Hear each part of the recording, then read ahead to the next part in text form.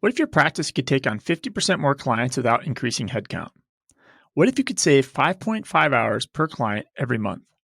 The future of accounting and bookkeeping has arrived, and its name is Dext. Dext combines real-time accurate data with tools to make your teams more efficient, allowing them to spend more time on billable services and less time on the basics. Stay tuned to hear more from our sponsor, Dext, later in the episode.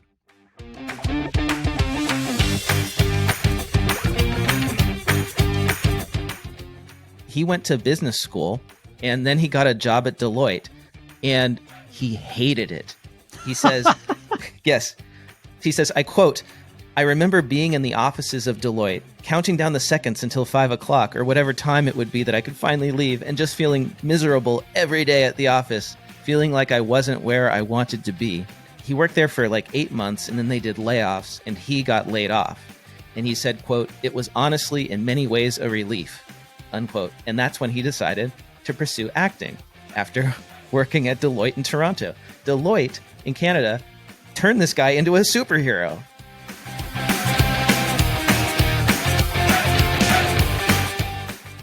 Today is Saturday, September 4th. This is the Cloud Accounting Podcast. I'm Blake Oliver. And I'm David Leary. Good morning, Blake. Good morning, David. Happy Labor Day weekend to you. Yes, this is always good weekends because I feel like a lot of listeners catch up on old episodes. I've noticed that. And then, of course, the deadlines come up. Everyone disappears back into their hole of 9/15 and October 15th. I don't even remember what the deadlines are because for the last 2 years, they've been changing so much. I did see that the folks in Louisiana impacted by the hurricane got an extension of some sort. So I guess that's good. It's we don't have any plans this Labor Day weekend, really. I'm driving up to Phoenix. My mom's 70th birthday is today, so as soon as we're done recording, I'm getting in the car. But no extended weekend plans. So do I get to come to your mom's birthday party too? You know, am I invited? You're coming to Phoenix. It's a bit of a drive for you. I mean, it's completely the other side of Phoenix. It's a good hour for you. Oh yeah, that's true. Yeah, people don't realize that. It's big, right? We're the size of Switzerland. I have some good news though. I think I talk on the show about like my son being in school and we worry about COVID and masks and all that stuff. So interesting bit of data. Obviously, it's just one school district, so who knows if this is representative of what's actually going on. But they put masks in place in Scottsdale a couple weeks ago, and since then they've got now their first trended 14 days of data, and the cases are way down at Scottsdale Unified School District. We're very happy about that, obviously. And, he came home with the sniffles, congested. And so they now have these at-home COVID tests. Have you seen these? You can get them at CVS and Walgreens. Yeah, that's from Abbott, right? The antigen test. So it's great because we went in and got, I don't know, I think you get 2 packets. So you get 4 or 5 tests. And of course, now they're all sold out everywhere. So we have 2 left and we're holding on to them for when we really need them. But that's it. We're just going to hang out. I had 2 kids get sick. They came back with negative COVID test, negative strep test. I'm confused because they had masks from day one at school. It's it makes you wonder, right? Yeah. Well, your kids are a little older. How are people getting normal sick? Your kids are a little older. Are they really complying at school? I could totally see all the kids just taking their masks off. I'm actually surprised. Even last night, we went to a high school football game and it's outdoor and masks are optional. And the students really probably wore masks more than the adults. We should get straight to the app news this week, I think, because the big news was Intuit and MailChimp. And this could be a big deal, right? Because it's big because it could be $10 billion big, right?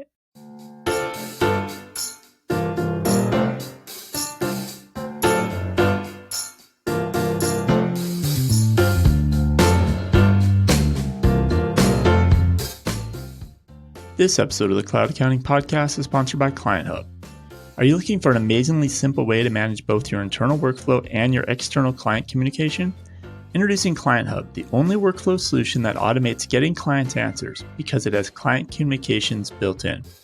Client Hub is a modern all-in-one workflow platform with a built-in client portal for secure client collaboration that automates client requests for everything you need to complete your work, and includes an internal workspace for your team to manage those work deadlines, and it even includes tools to help your team do the work faster.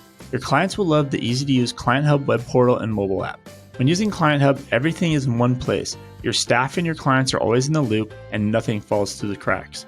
Client Hub currently has an amazing offer just for our listeners. 25% off your first 3 months by using promo code CAP25. Head over to cloudaccountingpodcast.promo/clienthub. That is cloudaccountingpodcast.promo/CLIENTHUB.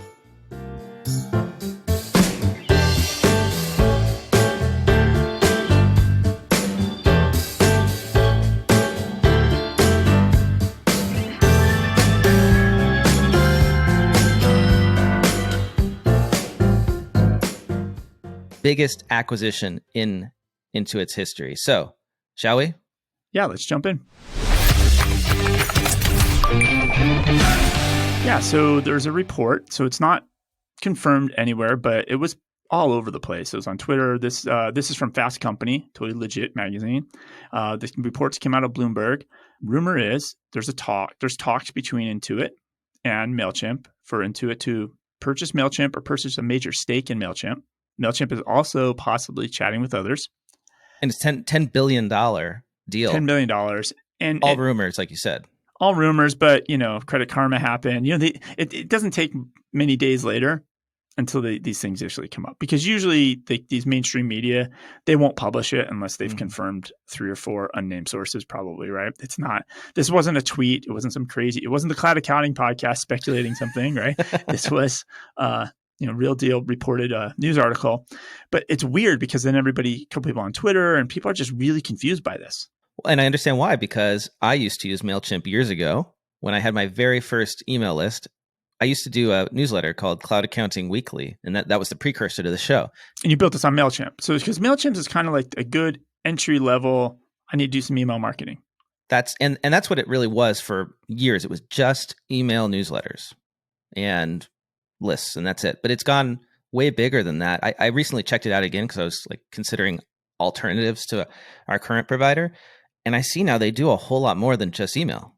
Well, and that's where I started digging around because I know that a lot of times people think in a way QuickBooks is their CRM. For a lot of small businesses, that's why it's always hard to sell them a CRM or an add-on CRM. And I remember going through the App Store processes and these CRMs would wonder why QuickBooks users aren't adopting them. It's because QuickBooks just does enough of a CRM where maybe you don't need a CRM. Right. You've got their purchase history. You've got their email, their phone. You can put notes in there. That's what most businesses need, right? And Intuit is actually even added additional features to make it more CRM-ish. Now, one thing it doesn't do mail list and all that. And so that kind of makes sense a little bit. But then really digging in, I was like, why would they buy this? Because it feels very out of left field, to be honest. Yeah, why would they need an email? It doesn't seem like accounting or finance or anything with payments or invoicing. It's marketing. So within 2 Twitter searches, first I went to the MailChimp search, and then I searched, and then I clicked on their founder, Ben Chestnut, and he had a tweet from about 5 days ago that says, our customers have created over 10,000 MailChimp stores since we launched the feature 3 months ago, and we're continuing to add more e-commerce and marketing features so entrepreneurs have everything they need to start and grow from us. And that tweet is the reason Intuit's interested. Because if you remember, we've talked about this, the threat of Shopify. Remember yes. we talked how right before the pandemic, Intuit tried to buy BigCommerce and the deal fell through. Mm-hmm. Intuit wants to have e-commerce shopping carts and e-commerce stores. Makes total sense, right? Why not have that? It's the future of, it's like the next generation of invoicing. Let people have a website where the stuff can just get purchased online. And so now I think this is the play. Now do the math on this. So Intuit's going to spend $10 billion to get 10,000 e-commerce stores. Shopping carts. They're buying the tech, right? I mean, they're that's buying what the tech. Yeah. So, and if you go to MailChimp.com and you look at their products, it's really well done. MailChimp has always had very good marketing. They say right under products, we'll help you. And it's 2 things. One is get your business online. And then one is market your business. So the market your business, that's the old stuff, the email, they added landing page. They now do some social media stuff. That's like the old traditional digital marketing.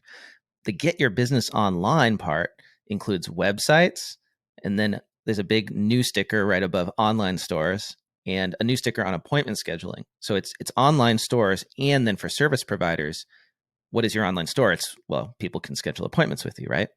So yeah, I think you're totally right, David. Where's the pricing on the MailChimp website? On the online stores? So I just didn't. Oh, there's pricing. I found it. yeah, so if they have a ton of different pricing plans because now they have all these different products. But basically, you can get a website for e-commerce for $29 per month that has most of the features that you need. Because so Intuit has flirted in this space for a long time, and they even bought Demand Force that they wound up selling eventually, and they used to own a website hosting company called Homestead. Actually, that's how I got my domain originally. Every time somebody signed up for QuickBooks, you had to register a domain for one of the versions of QuickBooks Desktop back in the day. But like Demand Force was it was like the minimum price was $300 a month, and had all these marketing tools and calendar scheduling and booking, and it was kind of a suite of stuff for your small business. But that's a hard sell. If somebody spends $300 a year on QuickBooks, and now you're going to convince them to spend $300 a month on a product. So it does feel like, in general, the MailChimp pricing point and the set of features is a good accent for QuickBooks. Yeah, it's similar type of pricing, probably very similar customers. Most of the QuickBooks sweet spot, I imagine, it's not the micro businesses, it's not the freelancers, it's the businesses that have a handful of employees, probably like 1 to 10 employees. Well, you know this better than I do, David, right? And that very much seems to be the MailChimp target market as well. So some more numbers with this deal. Yeah, so maybe this makes a lot more sense than the initial reaction. What do you mean? Well, I think the initial reaction was like, this is crazy. It doesn't make sense. But now, like, digging in a little, this makes a lot of sense. It makes a ton of sense. So let's talk about the numbers. So okay. $10 billion is what's being tossed around there. Again, this is all just rumors, according to people familiar with the matter, as they say. $10 billion. MailChimp had about $300 million in earnings before interest, taxes, depreciation, and amortization in 2020. So that would give them about a 33x multiple on this deal, which would be pretty awesome for MailChimp. Intuit, by contrast, paid $7.1 billion for Credit Karma. So this would be the biggest deal in Intuit's history. Of course, their stock price is up, like 50% this year? I think it's like $550 shares. It was ridiculous. So if they're trading equity, right, it's not a cash deal, then totally would make sense for Intuit to do that. So imagine like someday being able to sign up for QuickBooks and you get an online store that's already connected to QuickBooks. And when people buy stuff on that store, it updates your inventory in QuickBooks. Now that they have QuickBooks Commerce? Yep. They've got that inventory management system. So that's all tied into the website. And then all the transactions are syncing. Everything's reconciling correctly. I mean, this is the e-commerce dream, right? The biggest pain point for e-commerce in accounting. And the reason that a lot of people have trouble doing it is just because these integrations are always breaking. And this is like 10 acquisitions at once, because they're getting scheduling. Like you go through the QuickBooks App Store, there's scheduling apps. That now that they just get that out of the box, you get a scheduling app. Oh, website builder, you get that. Email marketing, you get that. Oh, your shopping cart for your e-commerce site, you get that. Like this is like 10 acquisitions at once for Intuit. Now, pulling it all together and do one smooth, amazing thing, that's going to be the challenge, right? That's always the challenge with these things. But this is a pretty big deal. And it makes sense on so many fronts because MailChimp does so much more than just mail now. We also have big news out of Xero, not in the US though, in the UK. Xero released Xero Tax in the UK about a year and a half ago for businesses. So accountants in the UK who do the books on Xero can also use Xero to file tax returns for their business clients. They hadn't yet done personal, and they just now added that.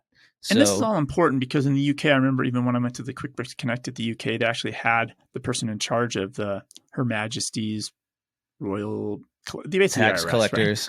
Right? And they're making tax digital. So they have like a deadline of where nothing can go paper anymore in the UK. And so this is kind of that march, and Xero's taking part in that. Mm-hmm.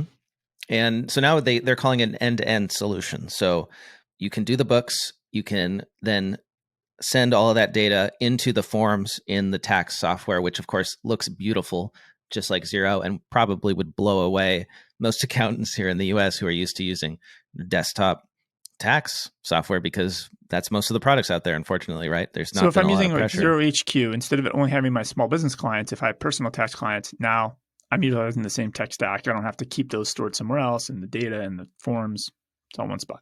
That's it. And this is the value of Xero, right? And this is why they're doing so well internationally, is that they solve this end-to-end problem for accountants. And I forgot to mention the most important part. This is all free for accountants in the partner program. So you buy Xero, the subscription for Xero covers the tax filings. Imagine if your tax software here in the US, imagine if it was free when you paid for QuickBooks or you paid for Xero. We're used to paying thousands and thousands, if not tens of thousands of dollars a year, or in the case of big firms, hundreds or millions for tax software. And they're rolling it all in. So that's the value prop internationally. And that's why Xero has grown so well and done well with accountants, because they're that end-to-end solution there. Yeah, they have the end-to-end solution there. The same thing in Down Under, but in the States they don't. But QuickBooks kind of does the full stack. So I can't remember the percentages. Intuit's online tax software is not as popular here as it's not the most popular. But if you use that, you can roll the QuickBooks stuff into that, right?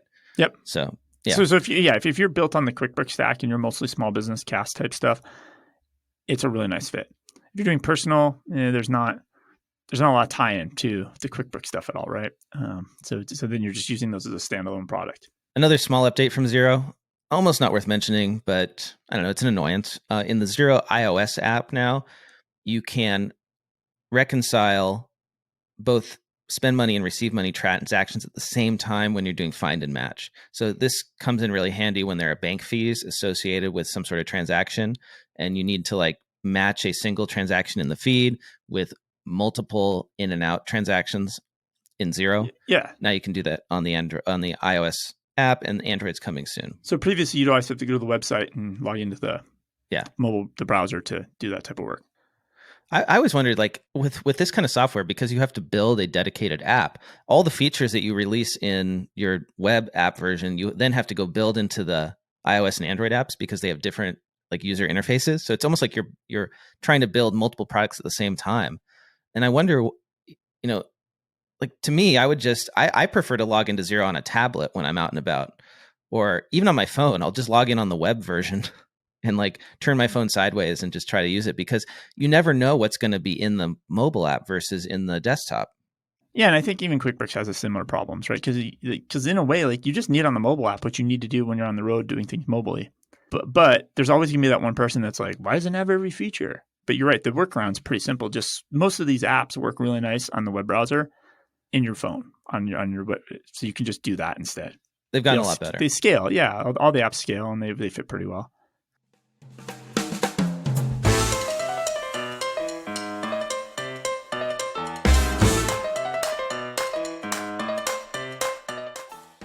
This episode of the Cloud Accounting Podcast is sponsored by Dext. Providing your clients with timely and accurate insights may be your most important job as a trusted advisor. For most, giving insights is easy, but giving both timely and accurate insights is much more challenging. This is where the 1, 2, and now third punch of Dext comes in. Dext Prepare will help you be timely. Dext Prepare will quickly capture all the receipts, bills, and statements to easily and automatically enter the data directly into the accounting system of your choice. Dext Precision will help you be accurate. By finding anomalies and cleaning the data in the accounting system, Dext Precision also tracks your client's data health and performance metrics and provides powerful custom reports, including pivot tables. Dext Commerce will help you be both.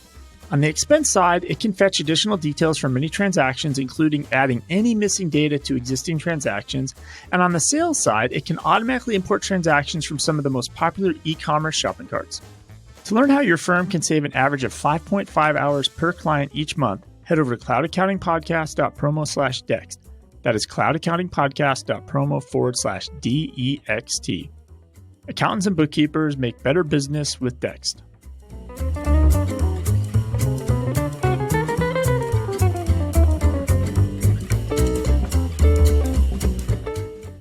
Hey, so speaking of mobile apps, something super cool is coming to iOS, Apple devices in our state, David.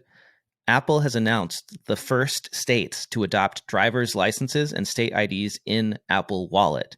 This means that you could conceivably, in Arizona, in not too long, leave your physical driver's license or ID at home.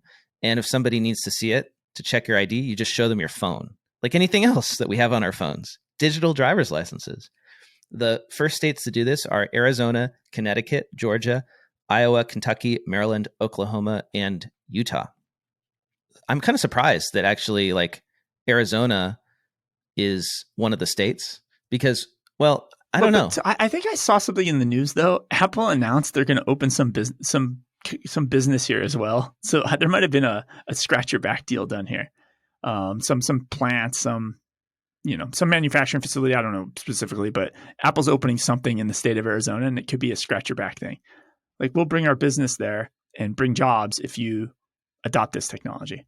So the thing that I'm looking forward to using this for is when I'm traveling, I don't have to like get out my wallet. Yeah, I always forget to do that, and I'm always like scrambling. Oh, where's my wallet? I forgot to get that out. But that'll be okay, like at the TSA, because I think the TSA is adopting that. But what if you're flying into the States or you're another country or in your different state? Just because Arizona says you can digitize your driver's license, that doesn't mean other places you go are going to accept that, right?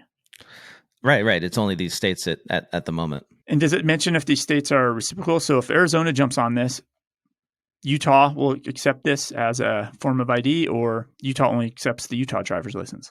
That's a good question. I don't know. We don't know yet. It's still early. Okay. What else? What else we got in app news? Neat. So back in the day, so let's take a time machine back to like 2002. These scanners started coming out to scan receipts, and it was called the Neat Receipt scanner. Neat Receipt. I saw these ads on TV. They'd be on like CNBC during the middle of the day. And they were really for Quicken users. They were really geared towards personal use. And then just like everything, people would use Quicken for business, and it kind of slowly evolved. And then they actually in 2016 completely got out of the hardware market. So that's crazy. In 2002, they launched their hardware scanners. It got really successful.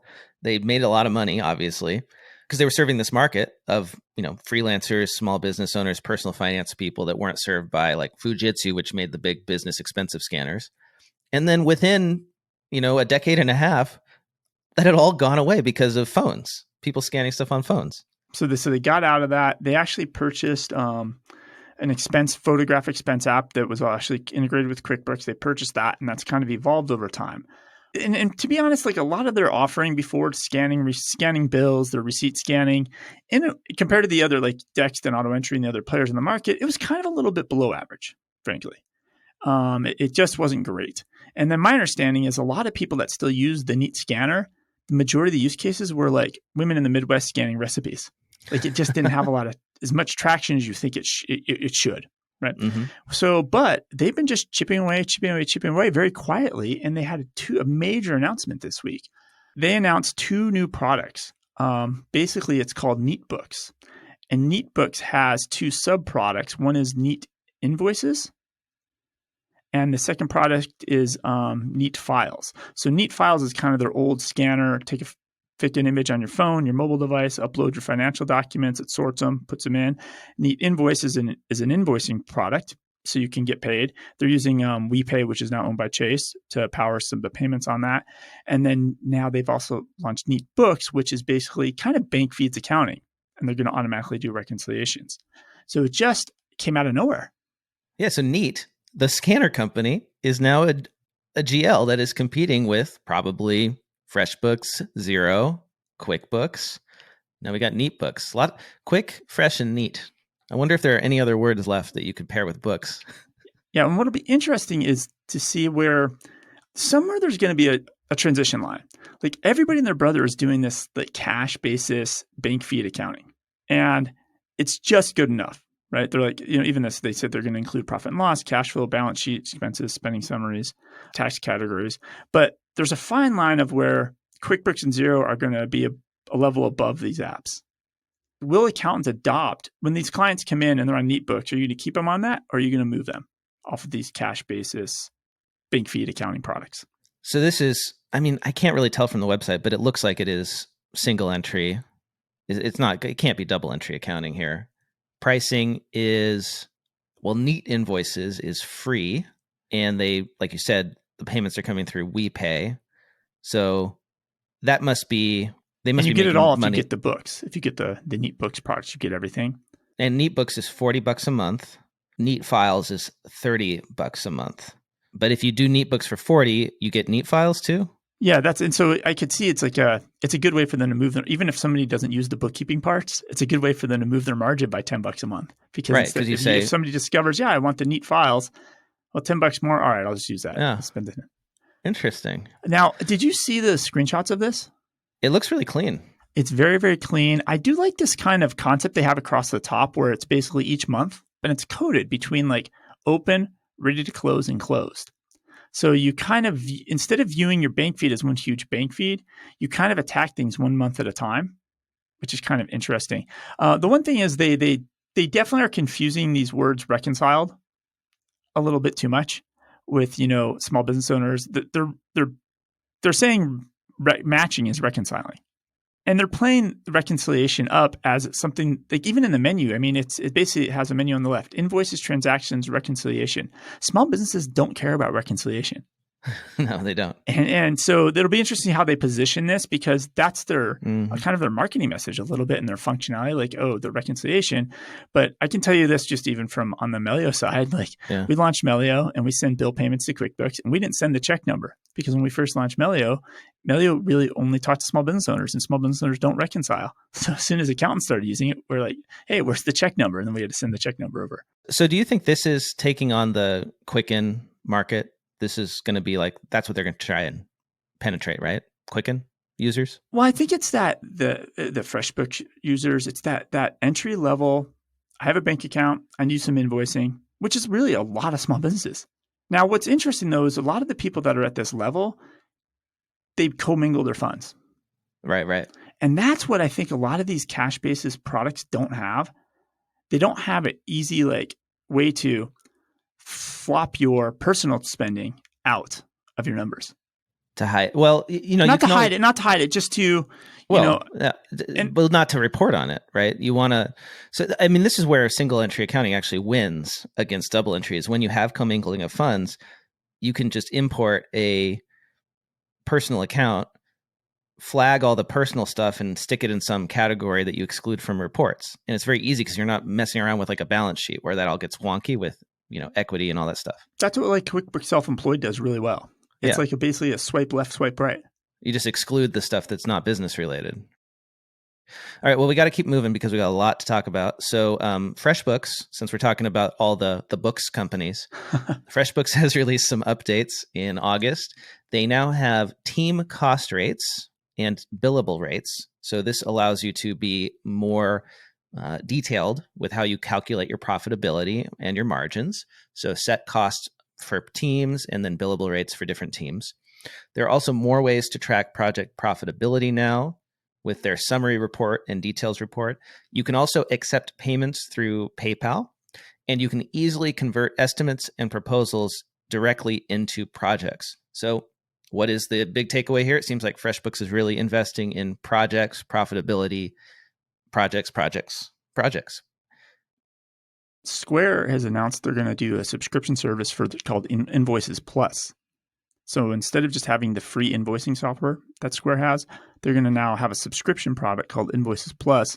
And I tried to dig in because I was like, oh, is this the next step to their GL product, their full-blown stack? But it doesn't look like it is yet. But their Invoices Plus is really going to have a lot of useful features: multi-page estimates, custom invoice templates, custom invoice fields. You can automatically convert your estimate to an invoice, and then you can build a milestone or progress invoicing, right?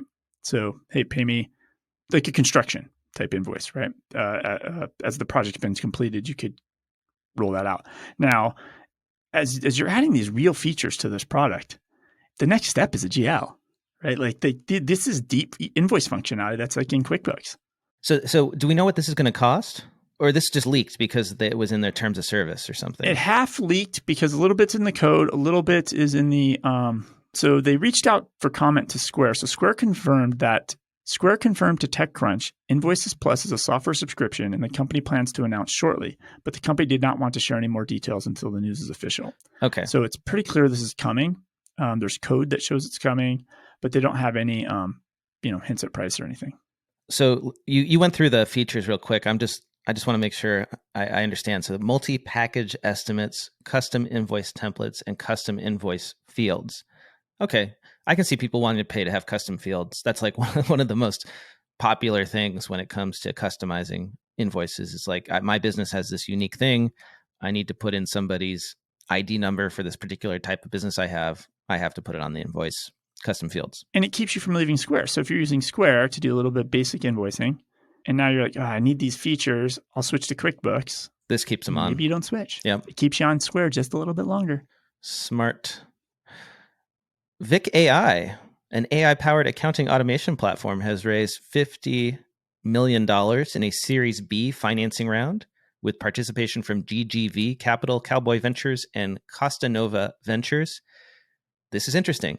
In the story in VentureBeat, the quote is, pivoting away from its initial focus on accounting professionals, Vic says it'll use the capital to expand its existing enterprise offering as well as build out its financial intelligence engine. What does Vic AI do, David? So it's bill scanning. So it's similar to Dext or auto entry. It's scanning of bills. It's done a little differently. They're definitely higher volume. They're targeting in-house accounting departments. They were targeting bigger accounting firms that have big clients. So corporate America and then big firms with lots of volume. And they're really trying to bet just to do AI is going to do most of the work. And so it's kind of like all AI in general, right? Mm-hmm. The way Receipt Bank or Dext and Auto Entry did it, they would scan and then they had bodies in India validating data. You had human-powered verification. Vic AI doesn't have that. So if you're let's say you're a controller at a Fortune 5000, Fortune 500 company using Vic AI, thousands of invoices going in. Somebody on your staff is the one that's, it didn't scan this field. You're teaching it. And so if you think about Dext and Auto Entry, that's more like OCR as a service. Right. This is really like, hey, it's almost like the traditional scanning software packages. It's in the cloud. Maybe it's a little bit better. It's easier to use. It syncs and connects to other things. What's interesting though is I think the pivot. Yeah. And I think it's really interesting because you look at like BotKeeper. BotKeeper went the other way. So everybody's kind of in this, like, we're going to automate this pre-accounting, if you want to call it that, to steal that term from Expensify or whoever started that, this scanning, getting the data prepared to stick in the accounting system. It's interesting that one of these companies went away from the businesses to accounting firms, and now this one's going away from accounting firms to the businesses. Well, what I think that says is true based on my experience. It's hard to do both. Selling to accountants and selling directly to corporate finance teams or to small businesses, all three of those things are different. Yep. And you can't do them all well. So you have to prioritize one and then do the other. If you're going to do the other, you do it to some extent, but you don't make it your primary. You can't have two primary channels. It's just not possible. And that's a pretty big round. I mean, I think at one time, Receipt Bank took that $55 million round. Yeah. HubDoc was sold to Xero for $70 million. So this is a pretty big round in this space because I think they already took money before. They raised a total of 63. They've raised a total of 63. So that 50 is included in the 63. So they had previously only raised 13 million through the Series A, adding 50 million, 63 million total. Where are they at in terms of size? ARR is 5 million. They say that grew 3 times year over year. So they 3x their ARR in 1 year. And then they expect to double the size of their 35-person workforce to 67 by the end of the year. They currently serve more than 4,000 corporate finance and accounting clients and have processed more than 535 million invoices to date. Yeah, I think like they from who their fit is, like people that have 500 bills a month. Yeah. Makes more. Sense. That's kind of the market they're in. So it's not the QuickBooks Xero market probably who do 6 to 10 bills a month, right? They're definitely way up market.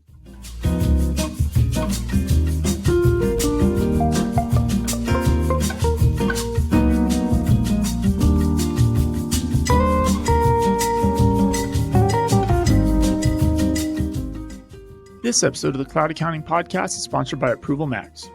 During my career, I've worked on both ends of the AP process, from the scanning of the bills and now paying of bills. Repeatedly, the one thing that I've heard over and over again is, what about the approval of bills? This is where Approval Max comes in. Approval Max enables flexible multi-step approvals for key accounts payable documents. By using Approval Max, you can ensure a bill is approved before it ever gets entered into QuickBooks Online. Approval requests can be routed based on QBO data like vendor, amounts, category, and class. Then once the bill is approved, it'll move to the accounting system to be paid, and it'll even include an attached audit trail documenting the approval details. Approval Max makes approvers' work easier as well, with automated notifications and a mobile app. Approval Max offers direct integration with Dex Prepare to ensure you have completely paperless accounts payable process from capturing to approving to paying. If you want to learn more about Approval Max and to get your free partner edition of Approval Max, head over to cloudaccountingpodcast.promo/Approval Max. That is cloudaccountingpodcast.promo/APPROVALMAX.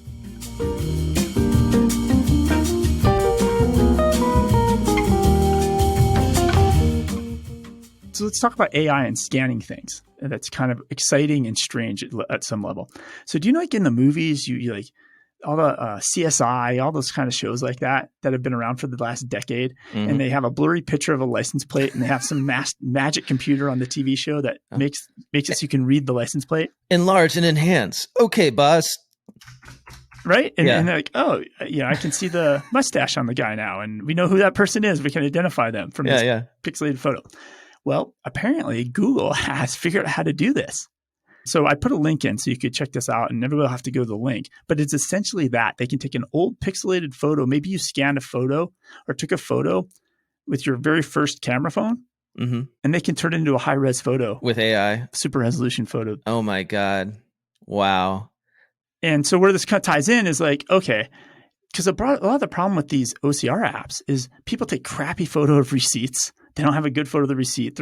Right. It can put them together better now. And if it can fix the receipt and fix the crappy photo, because clients suck at taking photos of the receipts, this could benefit us as an industry.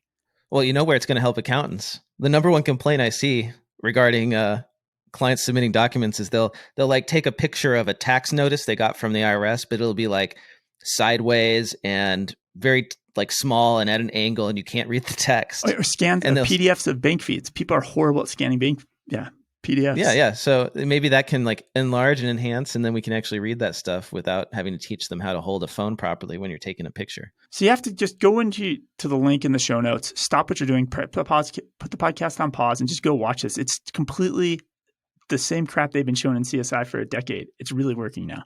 So if they don't want to go to the show notes, is there something they can just search on Google? Since it is a Google thing, I'm sure it'll show up, right? So the title of the article is called "Watch Google's Superpowered AI Turn Pixelated Photos into High Res." So choose some of those keywords, type that into Google, you'll probably find it. This is really cool. I'm going to check this out. Maybe I'll try this with some of my old Instagram photos. Canopy is integrating with QuickBooks Online. Canopy is tax practice management software. Now, you can sync Canopy with QuickBooks Online, allowing accountants to sync their contacts, service items, and invoices, and process payments and deposits between the two systems. How does it work exactly? Users can track time by service items, create an invoice, convert the track time into a line item on an invoice, and share the invoice with clients. So this is you can, if you're using Canopy to run your practice and you want to bill your clients, you can just sync the data you need to create your invoice and build it on QuickBooks. And one thing that's unique about Canopy versus the other practice management solutions is they actually have invoicing in Canopy.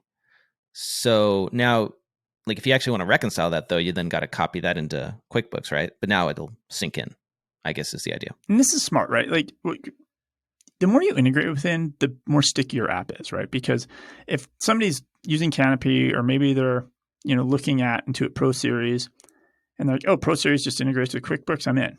But now Canopy can say, oh, we integrate with too. So you get to the same end, right? So that just makes Canopy a more compelling offer, right? The more things you integrate with. Baker Tilly is acquiring accounting tech services company Act2, ACCTTWO. Baker Tilly is a top 25 accounting firm. And with this acquisition, the reason this is app news is that they are going to become one of the leading business partners of Sage Intacct. Act2 has been named Partner of the Year for 7 years by Sage Intacct. They're one of the largest value-added resellers of Intacct and a managed service provider for that company. So Baker Tilly, top 25 firm headquartered in Chicago, now the largest, if not, well, one of the largest, I don't know if they're the largest Sage Intacct partner once this deal closes effective October 1st. Just shows you how important technology is becoming to accounting firms in the upper end of the market. All this stuff that we've been doing in the QuickBooks Zero world, that is all happening in these top firms. Intacct, of course, being the solution of choice for many accounting firms, given their partner program they've got. So that the next layer up, right? When you move out of QuickBooks and Xero. Yeah, you go work for a top 100 firm. This is the software that you'd use for those larger clients that need multi-dimensionality, that need instant consolidations. Like one of the cool things about Intact that I just love, for those who aren't familiar with it, is you can have multiple entities under I don't know what they call it exactly, but you have like a parent entity, and then you can have all the like LLCs under that, or all the companies, the related companies in there as well. And so all the intercompany transactions that you would normally have to eliminate in spreadsheets, and you'd have to have multiple QuickBooks files for, you can have all in the same Sage Intact, like access point. You can access them all in the same place, and they're all tracked together. So it's that multiple GL thing. Consolidated reports, multiple companies, multiple divisions. Yeah. Yeah. Complicated businesses where there's like a dozen entities across multiple states and, all that stuff that gets really fancy. So, yeah. So are you familiar with NCR? Doesn't ring a bell. You ever use an ATM machine? I just did yesterday. Okay. So most of those are made by NCR. So funny enough though, I haven't used an ATM machine in like, I don't know how long. I couldn't remember. I had to go just to like get $100 so I have at least some cash on hand. And they're an old tech company. I think my first network card I put in a computer was made by NCR, right? Like, so they've been around for a very, very long time. But they also build, you've heard of Aloha point of sale, which is very popular and a lot of restaurants use it. Okay. So this is an article from Reforming Retail, and it's just a scathing article about NCR. Apparently, ATM usage is way down. The amount of new ATMs being rolled out, in 2015, the amount of new ATMs that got rolled out was 250,000. And 3 years later, only 36,000 new ATMs got rolled out. So like, wow, ATM usage, and that was just in China. Like everything's moving to digital phones, digital dollar. Like people are not using ATMs. So that's not good for them. But then NCR is kind of on that decline where they just keep laying people off to stretch out their life. And what they've done is their next gen Aloha point of sale, they called it Aloha Next Gen, which in theory would be like their cloud point of sale to compete with Toast and all these other online point of sales that are out there. They've just completely pulled the plug on it.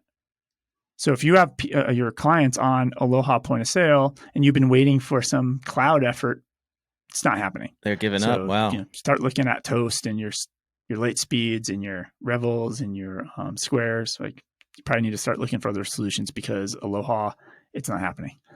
I have one more app news story. This is the IRS, and it has to do with the child tax credit portal. This was back in August. They added a feature to the online portal for the child tax credit, allowing parents to update the mailing address where they should receive the monthly payments. So if your clients have not been receiving their monthly child tax credit allowance or advance or whatever you want to call it, you can now go to that portal and update the address. This is that one of those things that has been keeping the IRS really busy. Part of the reason why they've been so slow to chip away at those not past due tax returns that are stuck in the queue, right? That are causing everyone grief. So we still got millions and millions of tax returns that need to be manually processed at the IRS. They're chipping away at them, but at this rate. I have one last article, I think, for our app news about Plaid. Okay. So Plaid's chief technology officer, Jean-Denis Grisy, hopefully I'm not blowing the French here on this. He had an interview, and this is an article on payments.com. And it's really, Plaid really thinks of themselves in a very high and mighty way, is the vibe I got from this article. So all of us, like when we talk about Plaid, so this is when you go to connect a bank account. Now in QuickBooks, it's not in QuickBooks, but in many apps you'll use Plaid to connect a bank account. By connecting to Plaid, sometimes it's the bank feed, sometimes an app just pulls the balance, sometimes that data is pulled to give over to a bank for loans, right? But Plaid basically is bank feeds data, if you want to think about it that way. It's a bank feeds API that lots and lots of apps use. They're really starting to become the middleman and arguing like, hey, they'll get the data, they'll clean it up, they'll classify the data and make it available on a need-to-know basis. Their argument is nobody has a full picture. Banks have a lot of data, but they really don't have the full picture, and they want to be the middleman. So they claim they go beyond what everybody else would do, and when it comes to classification, and they leverage AWS machine learning to categorize the transactions at scale. They're going to deliver better insights, and the financial service providers, right? So the banks will be able to utilize this to make better decisions, loans, refunds, and debit card rewards and that type of stuff. But they really are arguing like that the banks are both the consumers and providers of the data. Banks can make their data available to others, but in return, they're able to access other data they don't have. So it's just the quote is specifically, we want everybody to be a supplier and a customer of our data, which is just like they want to be the middleman. They want to own everybody's data. And I mean, do you ever read, like when you go through and add an account in Plaid, do you read the agreements of what you're submitting to? I mean, the reason they're providing the service is because they're going to mine all of our data, right? That's what they're doing. Pretty much. Yeah. They have a quote, which I think is funny because I always thought, I go back to like old tweets of mine. I always said like, in the future, the use case is going to be who owns the data. It's my data, right? And so he has a quote in here that says it's not the bank's data, it's the customer's data. But I don't think that's true. I think the quote is it's not the bank's data, it's Plaid's data. Like that's the real quote that he didn't finish the sentence. So it's just something to like, kind of think about as we go down these marches. Like, is Plaid going to be too powerful? Everything's all finance tech transactions are going to move through Plaid. I mean, with that data, it's got to be so valuable. I wonder what they could do with it. That's why Visa was trying to buy Plaid for all that money, right? $5 billion or something, which probably is $30 billion now, based on the way that crazy valuations have been going with some of these neobank companies. And all those neobank companies are built on Plaid. They have to be because they can't build their own. They can't build their own feeds. Yeah, it's really scary a little bit how much dependency we might have on Plaid here soon. So speaking of companies that are worth billions of dollars, $5 billion for Plaid, $10 billion for MailChimp, all these millions for Vic AI. What do you think the Marvel Cinematic Universe has made as of August 2021? Take a guess. It's got to be like $2 trillion. I mean, between the T-shirts and the little figurines and the merchandise and the movies, like, and this is like, we're talking like 40 movies in the franchise now, right? A little fewer than that. 23 movies, still a lot of movies in 12 years. The movies alone have grossed worldwide box office revenue of 23 billion US dollars. So a lot of money. And what's the connection to accounting, you might ask? Well, there is a new Marvel superhero movie coming out called Shang-Chi and the Legend of the Ten Rings. And I just have a feeling this is going to be the biggest Marvel movie yet, given the importance of the Chinese market now, like with billions of people watching movies over there. And the amazing tie-in to accounting is thanks to a story on Going Concern. So that the star of this movie, Simu Liu, he used to be an accountant at Deloitte. So he pivoted from being an accountant to being an actor. Yeah. And he talks about this in a Reddit AMA and an interview with the Globe and Mail. He talks about how he went to business school and then he got a job at Deloitte and he hated it. He says, yes, he says, I quote, I remember being in the offices of Deloitte, counting down the seconds until 5 o'clock or whatever time it would be that I could finally leave, and just feeling miserable every day at the office, feeling like I wasn't where I wanted to be. He worked there for like 8 months and then they did layoffs and he got laid off. And he said, quote, it was honestly in many ways a relief, unquote. And that's when he decided to pursue acting after working at Deloitte in Toronto. Deloitte in Canada turned this guy into a superhero. And here's the best part. Not only was he an accountant at Deloitte, I don't know exactly what he was doing. He was working at Deloitte after business school. When he started his acting career, he did a stock photo shoot. And one of the photos ended up being on the cover of the book, Using QuickBooks Accountant 2015 for Accounting. And there's a picture of the cover of this book in the Going Concern article. And here he is, the star of Shang-Chi, Simu Liu, using a laptop and smiling while two other people are looking down and smiling at the screen. And they're obviously, reconciling transactions in QuickBooks. So I went on Amazon and there are still copies of this book available for sale. So I ordered one and it's coming today. Amazing. I think it will someday be very valuable. But I want somebody to Photoshop the cover of this book. Maybe I'll go on like Fiverr and find somebody to do this, to Photoshop Simu Liu looking with his costume on, like Shang-Chi. So is this going to turn like all the big four employees? When you go to LA and you go to a restaurant and every bartender, every waiter and waitress, they're like, yeah, I'm really an actor or an actress. I'm just doing this. Is that going to be like every conversation at the big four now? Yeah, I'm just doing this. I'm really an actor. I'm an actress. Yeah. So it's just the best. It's like, and you know how every superhero has like the thing that turned them into the hero, right? It's like, or the Teenage Mutant Ninja Turtles, it was the ooze that turned them into the turtles, or the mutant turtles.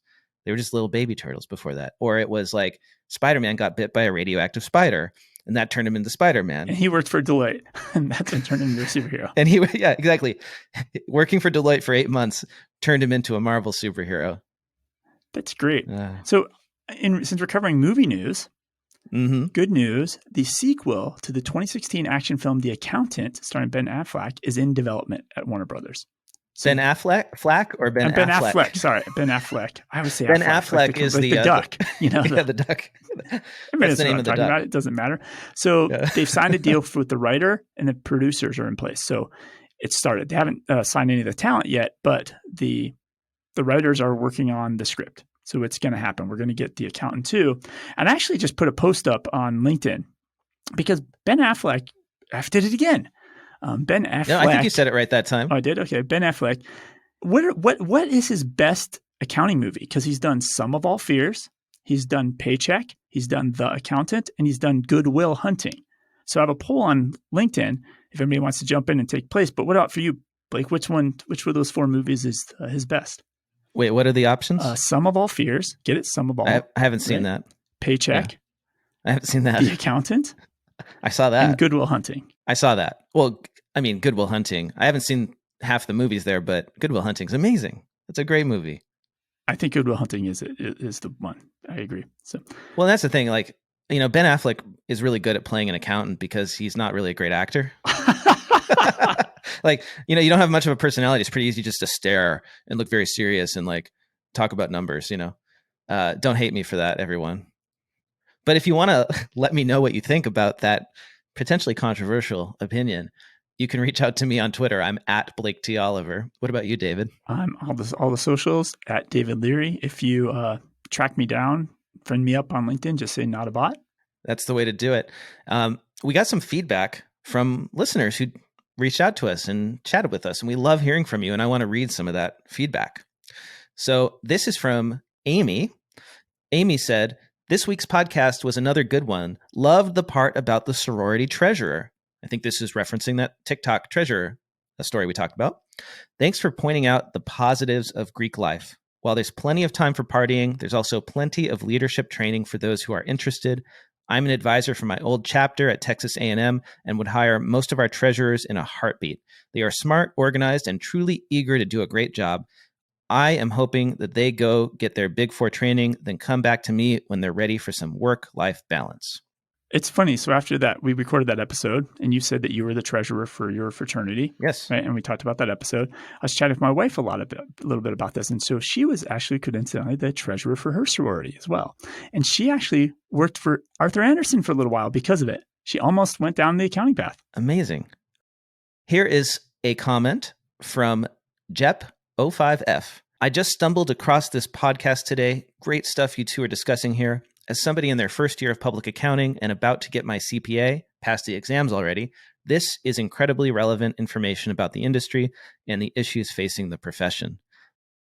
I love hearing that young accountants, CPAs are listening to the show. Thank you for listening, and thank you for sharing that. And that's all that I have this week. I know last week I said I would get to this Drake software tax prep fee survey results, and I missed it. I didn't get to it. Blame Shang-Chi and Simu Liu and the Marvel Cinematic Universe. It was just too One exciting. One day we should have like a cutting room floor episode. Because like there's articles that like I know I'm like, you get to that week, you're like, we don't have time to talk about this today.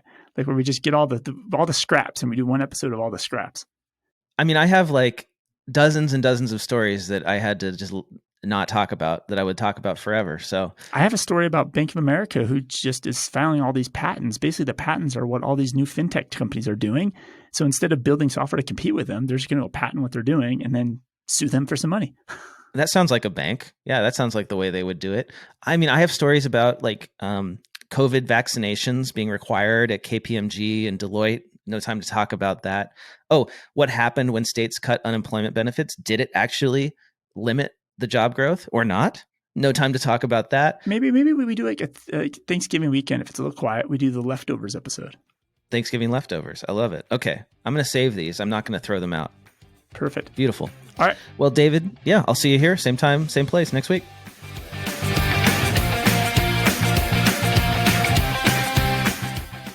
Time for the classifieds. If you're looking to fast track a scalable 7-figure accounting firm that doesn't drive you into the ground, check out Ryan Lazanis' online coaching membership, Future Firm Accelerate. Designed around Ryan's experience taking his cloud firm from scratch to sale so that you don't have to reinvent the wheel. You'll get online learning and topics that help you automate and systemize all aspects of your firm. You'll get coaching when you need help with implementation. And you'll also join a collaborative community of hundreds of other forward-thinking firm owners. For more details, head over to www.futurefirmaccelerate.com. That is www.futurefirmaccelerate.com.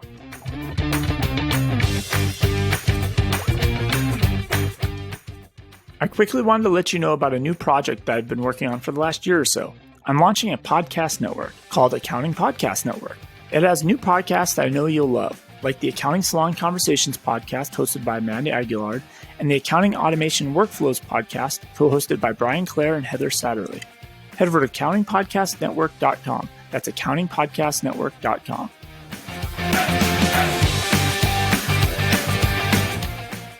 Want to get the word out about your newsletter, webinar, party, Facebook group, podcast, ebook, job posting, or that fancy Excel macro you just created? Why not let the listeners of the Cloud Accounting Podcast know by running a classified ad? Hit the show notes for the link to get more info.